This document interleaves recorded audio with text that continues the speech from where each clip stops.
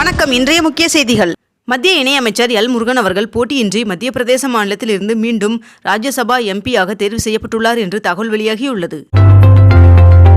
கடந்த 2 ஆண்டுகளில் மட்டும் 1,50,000 மின் இணைப்புகள் வழங்கப்பட்டுள்ளன என்றும், மேலும் நடப்பாண்டிலும் 50,000 மின் இணைப்புகள் வழங்கப்பட்டு வருகிறது என்றும் பட்ஜெட்டில் இன்று தெரிவிக்கப்பட்டுள்ளது.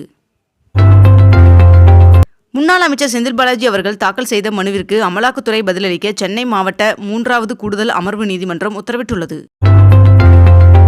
4வது சுற்று பேச்சுவார்த்தை தோல்வியில் முடிந்ததால் திட்டமிட்டபடி டெல்லியை நோக்கி நாளை பேரணி நடைபெறும் என்று விவசாயிகள் அறிவித்துள்ளனர்.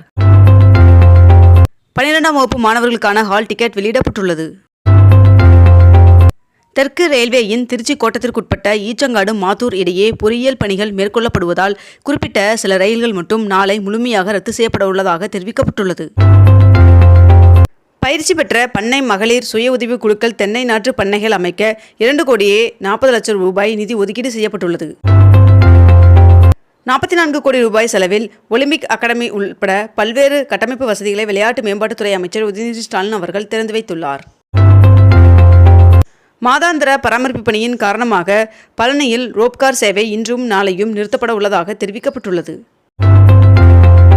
இன்று வேளாண் பட்ஜெட்டில் 5 கோடியில் 100 உழவர் அங்காடிகள் அமைக்கப்படும் என்றும் 100 இளைஞர்களுக்கு தலா 1 லட்சம் மானியம் வழங்க 1 கோடி ரூபாய் நிதி ஒதுக்கீடு செய்யப்பட்டுள்ளதாகவும் வேளாண் பட்ஜெட்டில் அறிவிக்கப்பட்டுள்ளது. புதிய அரசு தோட்டக்கலை பண்ணைகள் பூங்காக்கள் அமைத்திட 10 கோடி ரூபாய் நிதி ஒதுக்கீடு செய்யப்பட்டுள்ளதாக தெரிவிக்கப்பட்டுள்ளது. மேலும் ஏற்றுமதிக்கு உகந்த வாழை உற்பத்தி செய்ய 12.73 கோடி ரூபாய் நிதி ஒதுக்கீடு செய்யப்பட்டுள்ளதாகவும் தெரிவிக்கப்பட்டுள்ளது. 2023-24 ஆண்டிற்கான அரவை பருவத்திற்கு சர்க்கரை ஆலைகளுக்கு பதிவு செய்து கரும்பு வழங்கிய விவசாயிகளுக்கு சிறப்பு ஊக்கத்தொகையுடன் டன் ஒன்றிற்கு 215 ரூபாய் வழங்கப்படும் என்று தெரிவிக்கப்பட்டுள்ளது. 2024-25 ஆண்டில் பயிர் காப்பீட்டு திட்டத்தை செயல்படுத்த 1,775 கோடி ரூபாய் ஒதுக்கீடு செய்யப்படும் என்றும் தெரிவிக்கப்பட்டுள்ளது. தேசிய பணவீக்கத்தை விட தமிழ்நாட்டில் பணவீக்கம் கட்டுக்குள் உள்ளது என்று நிதித்துறை முதன்மை செயலாளர் உதயசந்திரன் அவர்கள் தெரிவித்துள்ளார். தமிழ்நாடு காங்கிரஸ் கமிட்டி தலைவராக செல்வ பெருந்தகை அவர்கள் நாளை பதவியேற்க உள்ளார் என்று தகவல் வெளியாகியுள்ளது. வருகின்ற மார்ச் 1ஆம் தேதி திமுகவின் பொதுக்கூட்டம் நடத்தப்பட உள்ளதாக தெரிவிக்கப்பட்டுள்ளது.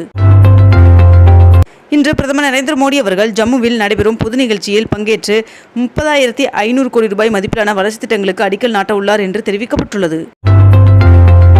தமிழக வெற்றிக் கழகம் கட்சியில் 2 கோடி உறுப்பினர்களை சேர்க்க இலக்கு நிர்ணயிக்கப்பட்டுள்ளது என்றும், மாவட்டம் மற்றும் சட்டமன்ற தொகுதிகள் வாரியாக உறுப்பினர்கள் சேர்க்கை முகாம் நடத்த தமிழக வெற்றிக் கழக தலைவர் விஜய் அவர்கள் அறிவுறுத்தியுள்ளார் என்றும் தகவல் வெளியாகியுள்ளது. தமிழக பாஜக தலைவர் அண்ணாமலை அவர்களின் என் மண் என் மக்கள் யாத்திரை நிறைவு விழா முன்னிட்டு பல்லடத்தில் வருகின்ற 27ஆம் தேதி நடக்கும் பொதுக்கூட்டத்தில் பிரதமர் நரேந்திர மோடி அவர்கள் கலந்து கொள்ள உள்ளார் என்று தகவல் வெளியாகியுள்ளது. வந்தே பாரத் ரயில்களில் ஸ்லீப்பர் கோச்சுகள் இன்னும் 2 மாதங்களில் அறிமுகம் செய்யப்பட உள்ளதாக தகவல் வெளியாகியுள்ளது. மக்களவைத் தேர்தலில் போட்டியிட பிப்ரவரி 21ஆம் தேதி முதல் விருப்ப மனு விநியோகிக்கப்படும் என்று அதிமுக பொதுச் செயலாளர் எடப்பாடி பழனிசாமி அவர்கள் அறிவித்துள்ளார்.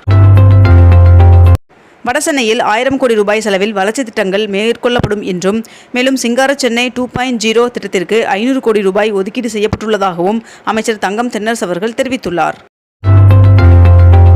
சென்னையில் இன்று 22 கேரட் ஆபண தங்கத்தின் விலை சவரனுக்கு 120 ரூபாய் குறைந்து 1 சவரன் 46,280 ரூபாய்க்கு விற்பனையாகிறது. அதேபோல் 1 கிராம் வெள்ளியின் விலை 77 ரூபாய்க்கு விற்பனை செய்யப்பட்டு வருகிறது.